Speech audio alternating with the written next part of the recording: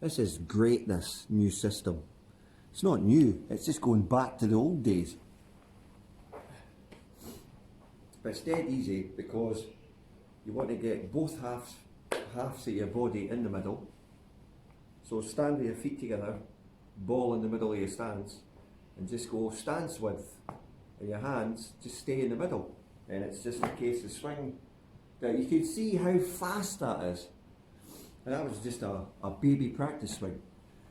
Because the hands are exiting on the correct path, the increased speed in contact with the ball, that's where all your extra distance is coming from.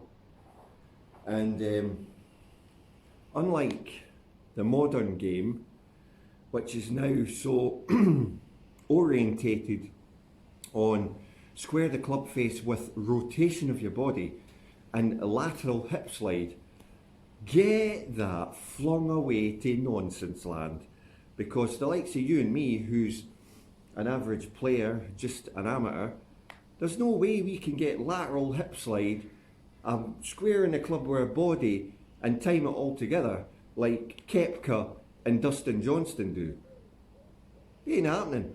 But we can quite easily swing the way Hogan, Snead, Henry Cotton, Seymour Dunn and everyone else swung like, because it's the most natural move in golf. And stand with your feet together, shoulder width apart, hands in the middle with every club. Do not move your hands like this.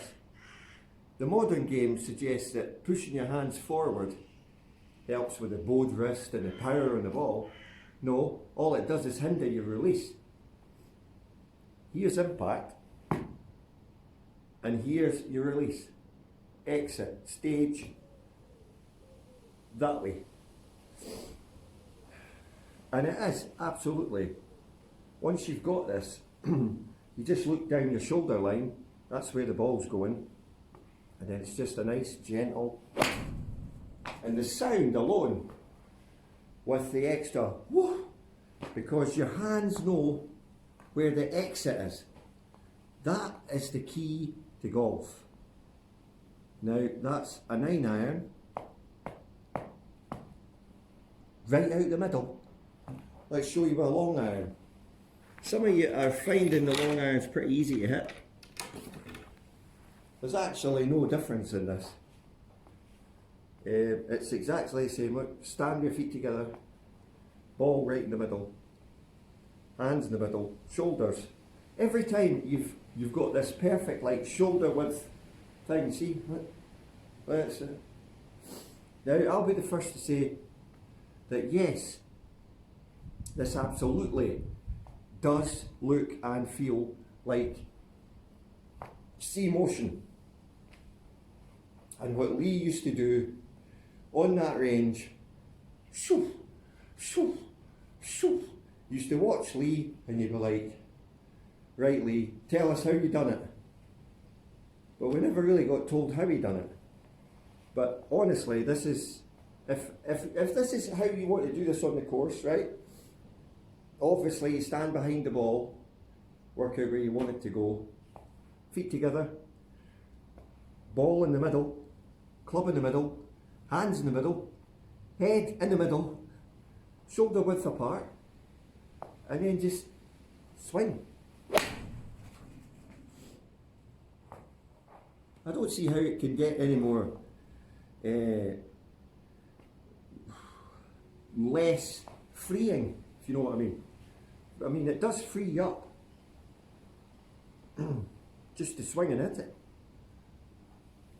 it, because everything stays centered.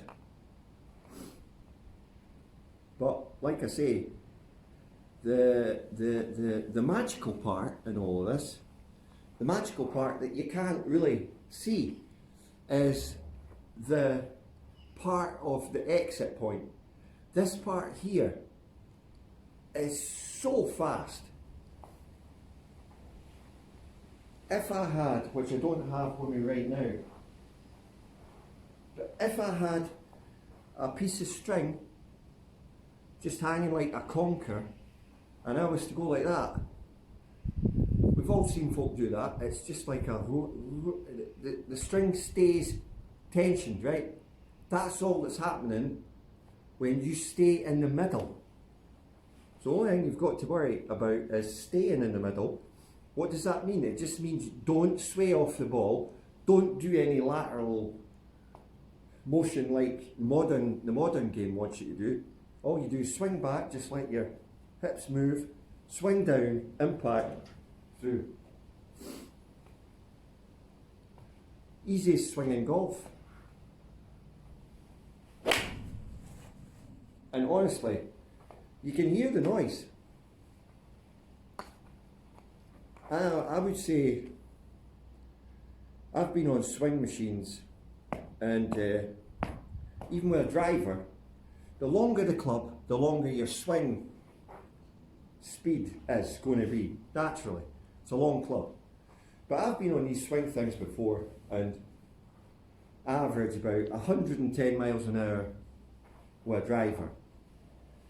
But since I've started doing and it happens that fast, and look how centred you are. It's just like, the only thing that's changing is half your body's going like that on the way through. Your swing speed, without trying to do anything, will hugely increase, because the 180 that you've got with just this move here, right, that's massive. That's like absolute, that's you maximising the lever and the tool. 100% gain just by utilising that correctly. And it's the same for every club. The point I was making to you on that last one was because you want it in the middle of the middle. You want your lowest point to be in the middle. Once you've got your head around that baby's working for you. You're not forcing anything. It's just a way. Right, I'll stop this and out. I'll set up the driver with a couple of tees so you can see that. Okay.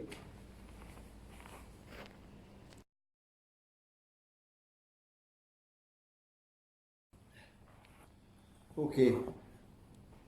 Right, so we've got the driver now. Same with the 3-wood.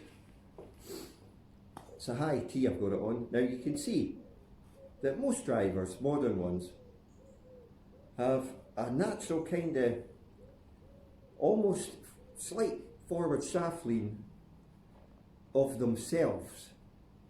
Modern ones. I.e., the hands are maybe that much in front of the actual face.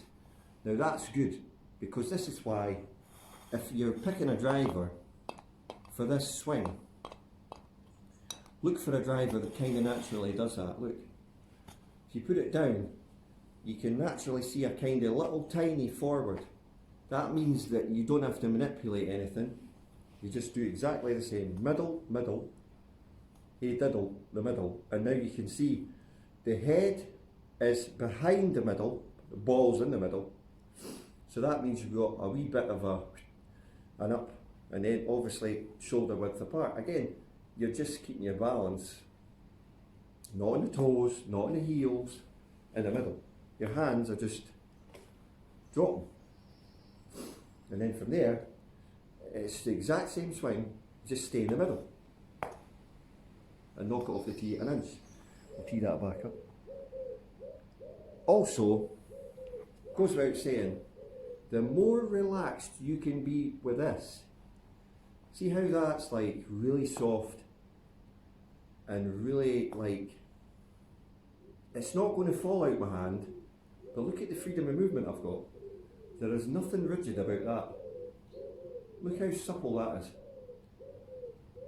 Now, that, if you can do that, that's the correct tension on the grip. Right. Let's try and not knock the ball off the tee before we've actually done a swing.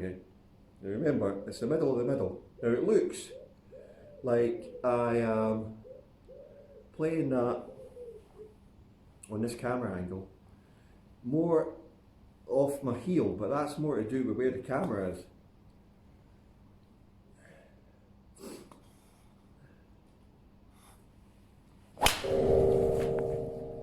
But the benefit of doing this move with the driver, as you will rapidly find, is the amount of time that it gives you to square the club. It is huge. And I'll explain why that is now. Now, if you're not doing any lateral this, and you're staying in the middle, then this being the longest club in the bag, it is going to take a lot longer to get from here to here. So you can actually swing really quite nice and easy and just time it off the tee. You will not lose any distance whatsoever. Remember, I'm not trying to tell you to become a long drive master.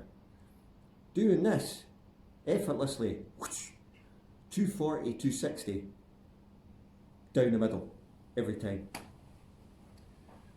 And like I say, once you master the middle, and if you want to just hit a slight cut, you don't release the club. You just hold it off a tad, and it'll drop fade. So the beauty of this is that you can feel naturally comfortable and just stay in the middle. You just got to. There's nothing complicated about this. It's just swing back, impact, and roll. We watch that thing rolling. But it's a good thought to have in your mind.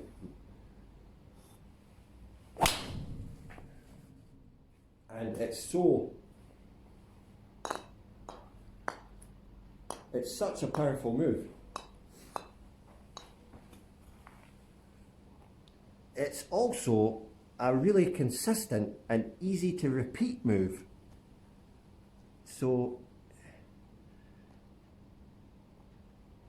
I don't know where we've gone wrong with modern golf, and like I say, I think it's a combination of coaches adding stuff in, and adding, and then sort of like losing the whole what the heck's going on in golf type thing. But if you are staying in the middle and just swinging, it's 100 times easier.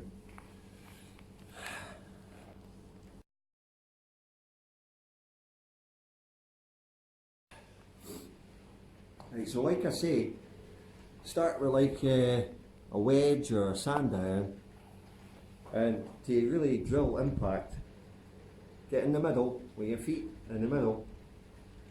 See how I'm telling you to do this. Those of you who are channel walkers, if you've got the ball further back, actually this works great because the release is brilliant for channel walk. The only time this release will hurt you if you forget about the middle. If you're too far forward, you're getting errant shots. It's because you're too far forward. The ball needs to be in the middle, or slightly back from the middle, apart from with the driver, but every other club. So if you're channel walking and you're doing this, you'll notice a massive gain. We've already had Ian McKenna, we've had a few others. They're all saying just how like this clicks, because the reason it's clicking is you're drilling impact, and then you know after impact where the hell the club's meant to be going. It's exit. So drill impact and do it like this. Get your feet down the shaft a wee bit, in the middle, and just wee baby swings, and just stop at impact. It's quite difficult to stop it right on impact, but you will get it.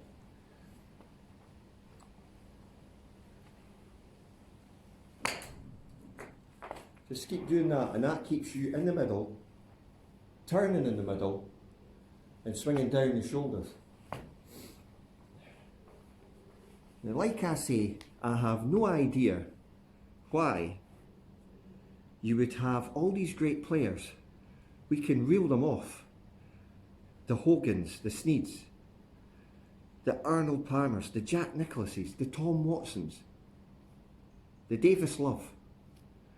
You've got all those classic players, right? Where or when did this swing get butchered to the extent that it was seen to be inferior or not golf? I mean, DJ, Koepka, all these guys that are swinging like their backs are going to last them about 10 years tops. Their knees, poof. The strain and stresses that those modern swings, with the lateral shift, with the drive against the kneecap, with the like hips, with the lower back rotation to square the club. It's like running a flimming Volkswagen Beetle Mark 1. As long as you keep oil in the engine, that thing will run like 1,000,000+ miles and it'll still run. If you take the Formula 1 car, the F1 car, that'll do about 1 race, 2 races max, and the engine will blow up. What would you rather have?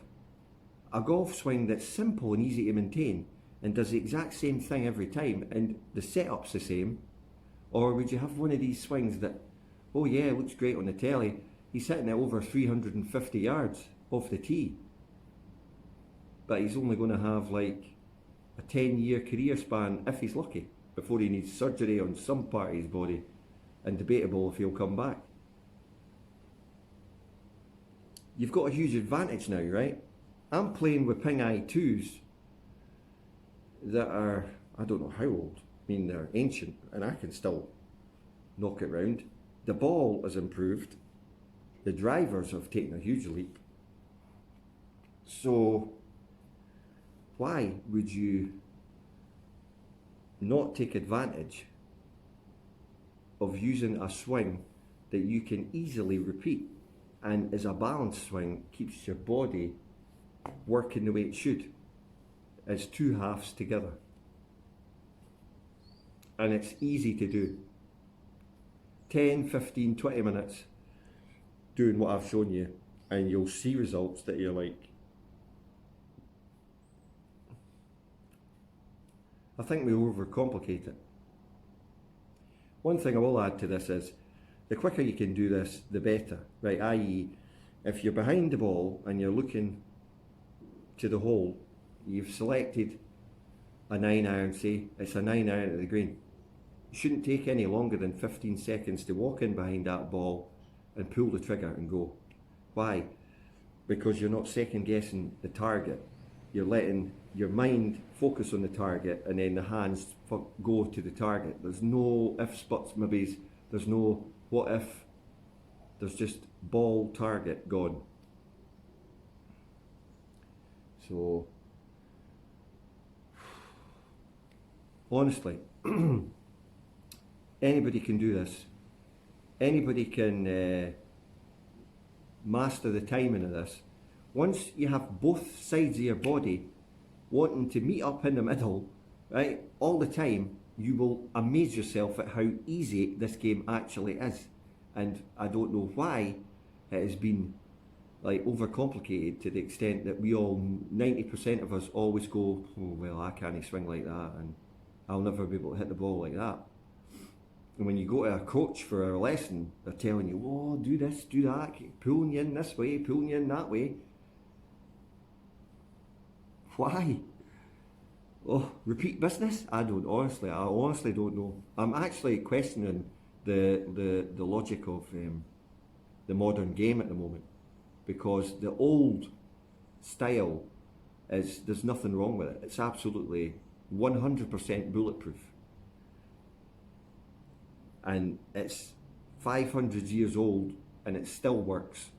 probably better than the modern game. Give it a go. What have you got to lose? It's the easiest thing to pick up. I mean, there's only 5 fundamentals, and we went through them all there, and I never told you what the 5 were. But I've shown you what they are. And if you want proof of this, how easy it is if you watch the women playing. That's how women's golf is so good, and women are so straight off the tee and consistent. Maybe don't hit it as far, but if you're consistently up the middle, you can score big time. And this whole logic thing completely does apply to putting as well. Absolutely does. Okay? Absolutely does.